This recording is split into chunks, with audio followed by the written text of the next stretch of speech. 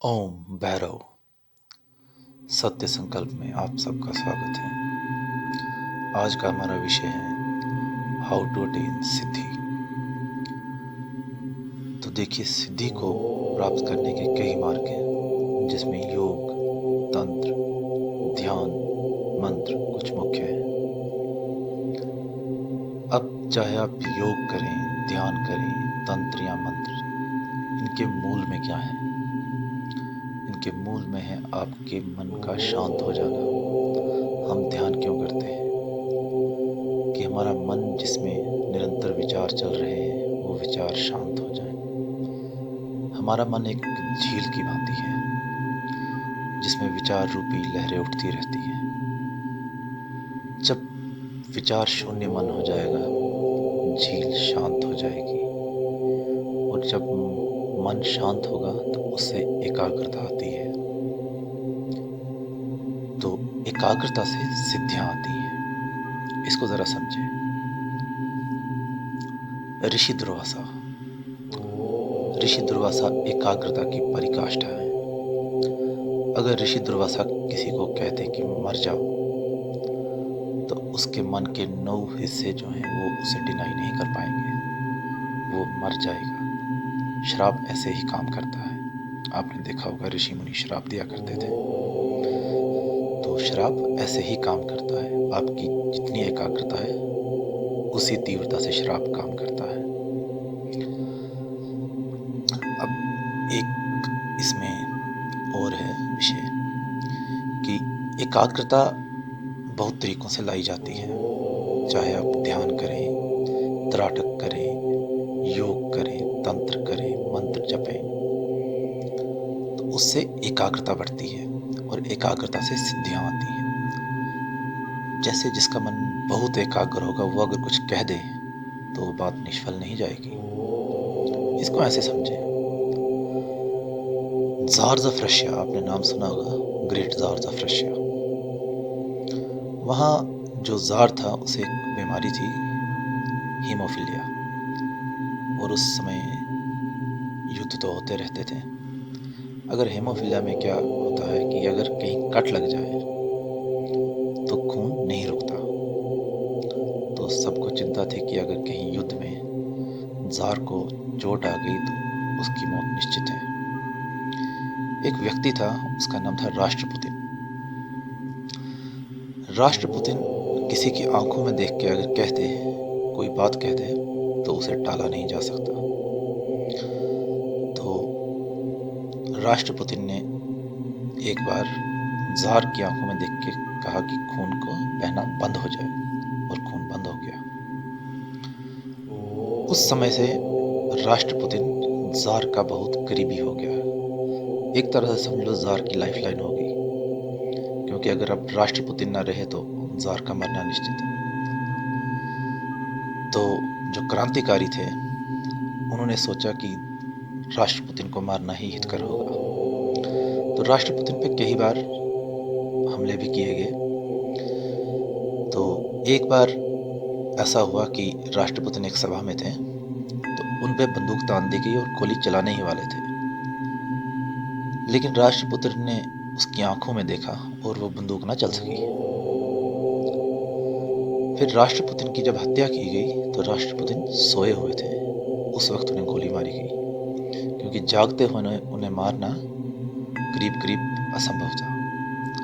जब राष्ट्रपुतिन मर रहे थे तो उनने जार को कहा कि अब आपका साम्राज्य भी ज्यादा देर नहीं टिक पाएगा। उन्होंने ऐसे ही कहा था ताकि उन्हें बचाने की कोशिश की जाए, और कोशिश की। जितना जार कर सकते थे उन्होंने पूरी कोशिश की बचाने की, लेकिन नहीं बचा सके। और जो बात राष्ट्रपुतिन ने कही थी कि आपका साम्राज्य भी ज्यादा दिन तक नहीं चलेगा, वो बात इतनी गहरी बैठ गई जार के मन में कि वो यही सोचने लगा, अब राष्ट्रपुतिन के बिना कैसे चलेगा। और वैसे करते करते 6 महीने साल के अंदर वहाँ पे, जिसको हम रशियन रेवोल्यूशन कहते हैं, क्रांति घटित होगी और जार वहाँ से सत्ता से खारिज हो गए। तो राष्ट्रपुतिन के पास ऐसा क्या था? राष्ट्रपुतिन के पास 8 वर्षों का एकाग्रता का अनुभव था। किसी भी चीज़ पे एकाग्रता, चाहे ध्यान से, योग से, किसी भी माध्यम से। अब उसे भी हम एक सिद्धि कह सकते हैं। अगर हम भारतीय दर्शन में उसे देखें तो हम उसे सिद्धि ही कहेंगे, क्योंकि आपकी बात जब कोई ना टाल सके उसे सिद्धि ही कहते हैं। तो अब जब आप ध्यान करते हैं, योग करते हैं, तंत्र मंत्र जपते हैं, तो उसका मेन जो लक्ष्य होता है वो होता है आपके मन को शांत करना, विचार शून्य करना। जब मन विचार शून्य हो जाता है तो एकाग्रता आती है, और एकाग्रता के पीछे सिद्धियां आती हैं। अब देखिए, वैसे सभी लोग, या कहूँ 99% या तो पास्ट का सोचते रहते हैं या भविष्य की कल्पनाओं में उलझे रहते हैं। अगर आप पास्ट का सोच रहे हैं तो भी ऊर्जा क्षीण हो रही है, भविष्य का सोच रहे हैं तो ज़्यादा ऊर्जा क्षीण हो रही है। इसे ऐसे समझें, 2 एरो बना लें अपोजिट। भविष्य का सोच रहे हैं तो भी ऊर्जा जा रही है, पास्ट का सोच रहे हैं तो भी ऊर्जा जा रही है। अगर आप वर्तमान में, प्रेजेंट में रहते हैं तो ऊर्जा सर्कल में घूम जाती है, ना ऊर्जा आगे जाती है ना पीछे जाती है, ऊर्जा सर्कल में घूम जाती है। इसलिए जो भी हम कोई भी ध्यान करते हैं, योग करते हैं, मेडिटेशन करते हैं या तंत्र मंत्र कुछ भी करते हैं, तो उसका एक फ़ायदा ये होता है कि हम प्रेजेंट में रहना शुरू कर देते हैं, ना भविष्य की सोचते हैं ना पास्ट की। अब इसमें मैं कोई ऐसा नहीं कह रहा कि आप अपने भविष्य के कोई प्लान ना बनाएं, मगर जो बेफालतू के हमारे मन में विचार आते रहते हैं उन्हें ना आने दें। तो आप जो भी ध्यान करते हैं या योग करते हैं, उससे क्या होता है, मन शांत होता है। शांत मन कुछ भी कर सकता है। जब मन शांत होता है एकाग्रता बढ़ती है, और एकाग्रता से सिद्धियां भी आती हैं। ये काफ़ी लंबा विषय है, इस पे इतने छोटे से वीडियो में मैं पूरा नहीं बता सकता। अगर आपको इसके रिलेटेड या किसी भी और विषय के रिलेटेड कुछ भी प्रश्न है तो आप कमेंट बॉक्स में पूछ सकते हैं, उस पर मैं वीडियो बना दूंगा। तो ऐसे सिद्धियां आती हैं। तो सिद्धियों का मूल क्या है, एकाग्रता। और एकाग्रता कैसे आएगी, एकाग्रता आएगी आपके ध्यान से, योग से, तंत्र से या मंत्र से। और उसमें क्या होगा, कंसिस्टेंसी। जैसे आप मान लें आपने आज सुबह 10 बजे ध्यान किया या सुबह 5 बजे ध्यान किया, एक एग्जांपल बता रहा हूँ मैं, कोई 10 बजे ध्यान नहीं करना है, एक एग्जांपल बता रहा हूँ। कल भी आपको उसी समय पे ध्यान करना है। कंसिस्टेंसी, जितना आप रेगुलर रहेंगे उतना मन वश में होता जाता है। जैसे आप कोई भी क्रिया करते हैं जो आप रोज़ाना करते हैं, उससे मन वश में होता है।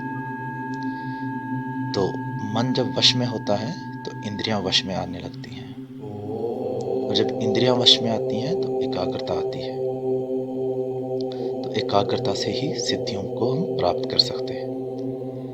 अब ये काफ़ी लंबा विषय है कि क्या करें, ध्यान करें, तंत्र करें, मंत्र, योग क्या करें। ये अब आपको कोई भी इसके रिलेटेड डाउट हो तो आप पूछ सकते हैं, उसके रिगार्डिंग मैं वीडियो बना दूंगा कि कैसे आप सिद्धियों को अटेन कर सकते हैं। ये मैंने थोड़ी सी कर्सरी जो इन्फॉर्मेशन है वो आपको दी है, और मैं वही बताऊंगा जो मेरा अनुभव है। मैं कोई भी किताब से पढ़ के या कहीं से सुन के आपको नहीं गाइड करूंगा, वरना मैं करता हूँ। जो मेरा अपना निजी अनुभव है मैं वही बताऊंगा। तो आज के लिए इतना ही। धन्यवाद। Do hit the subscribe button. Thank you.